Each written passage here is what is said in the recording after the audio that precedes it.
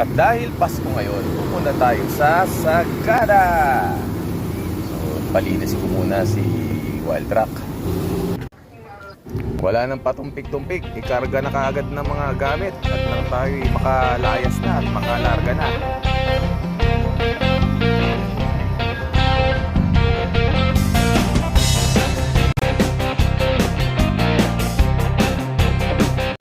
Ayan o, pakabilis, nasa season na agad tayo. Siyempre, dadaan tayo ng Baguio.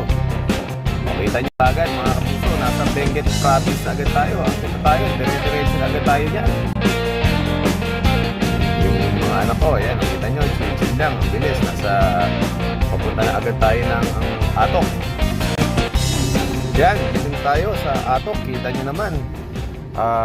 Napakadaming ulap dito.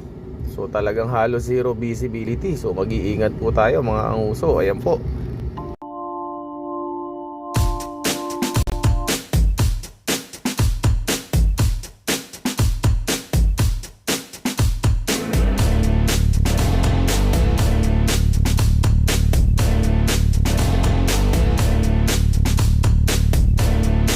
Papunta sa Sagada yan. Kita naman natin. Talagang napaka daming fog ngayon.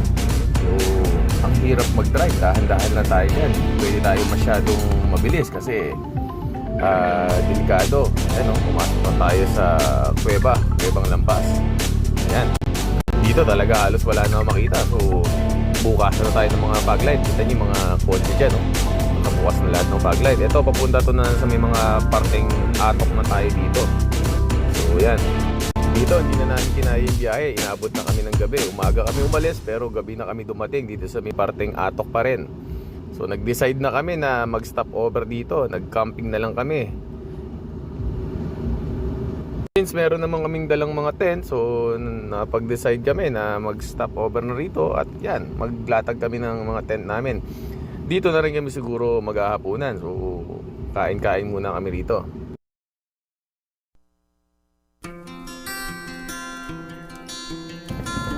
Kakagising lang po namin. Makikita niyo po, super lamig. 4 AM. Malapit sa saan ba tayo? So may Atok yata tayo. So nag-stop over muna tayo dito kasi sobrang layo pa ng Sagada. Mga 4 hours pa po kami ng biyahe. Nag-set up muna kami ng tent dyan. Yan po, bilang maya biyahe na kami ulit.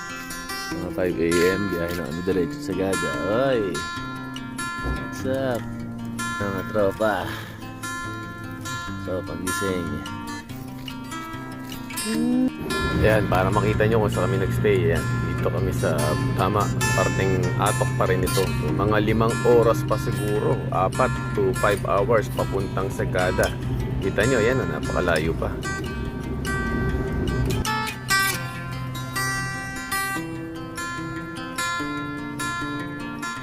Yan na yung asawa ko. So nagluluto na siya ng pwedeng makain at kape. Kita nyo naman, pwede kayong mamasyal ng napakadali, napakasimple lang. Pwede lang kayo magbaon ng tent, pwede kayo mag-stop over kung saan madali.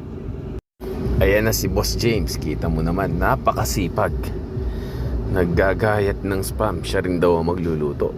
Dito lang niya ginagawa yan, pero sa bahay nila hindi yan nagluluto. Boss na boss si Boss James sa bahay nila.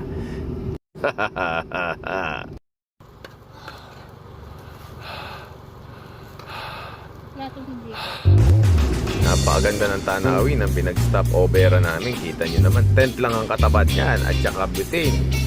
At saka spam at konting bilis. Ayos na. Ngayon, larga na tayo ulit.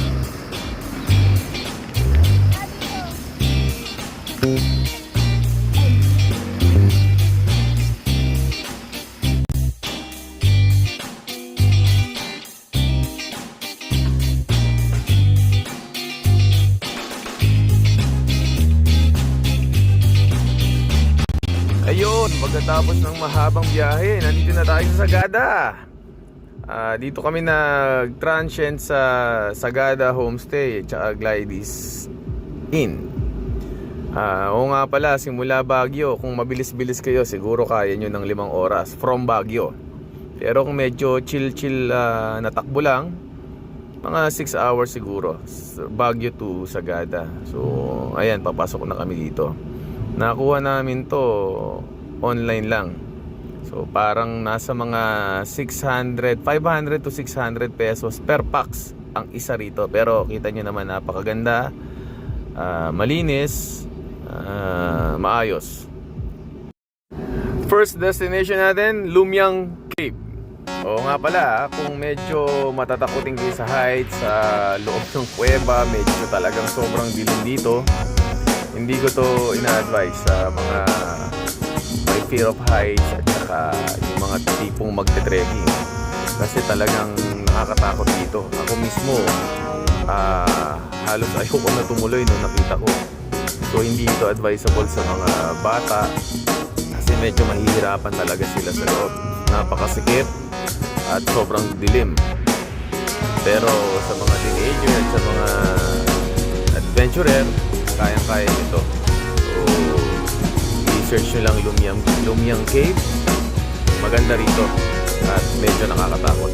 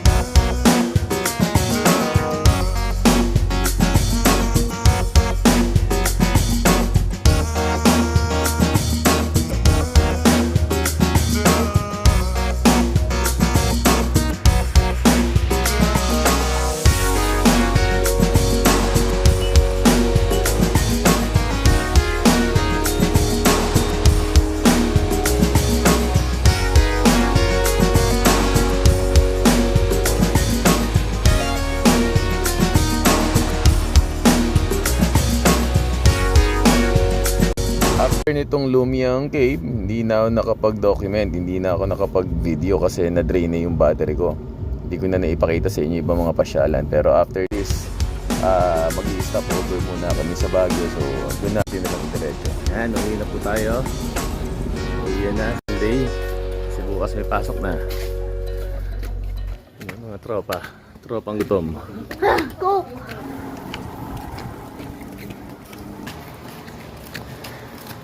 After natin dito, diretso tayo ng... Saan tayo mag-i-stop over? Stop over ulit tayo ng Baguio, mga nguso.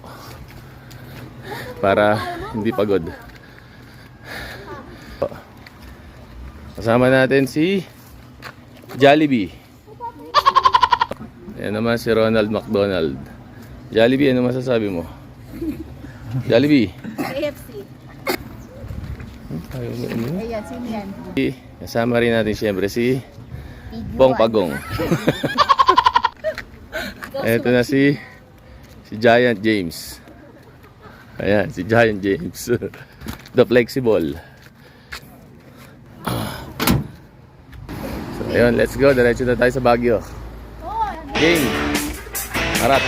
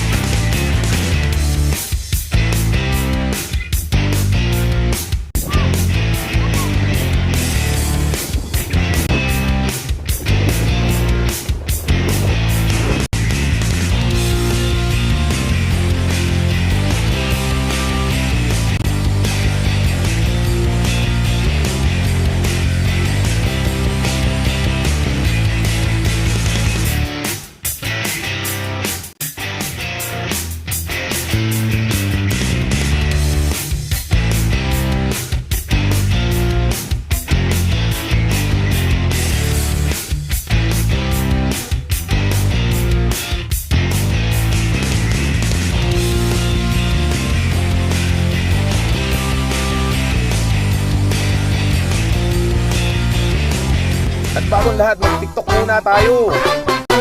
She was afraid to come out of the locker. She was as nervous as she could be. She was afraid to come out. Ayan, nandito na tayo sa Baguio, Session Road, to be exact. O, pupunta muna kami ng night market. Tapos, konting pahinga, konting kain. Uwi na ulit. Bye. Bye, suot na. Kasi, Ganda ko. Don't stop. babi yun. Babi. Nagsasalita na. Hindi no? Stop. Don't stop. Don't stop. Don't stop. Don't stop. Don't stop. Don't stop.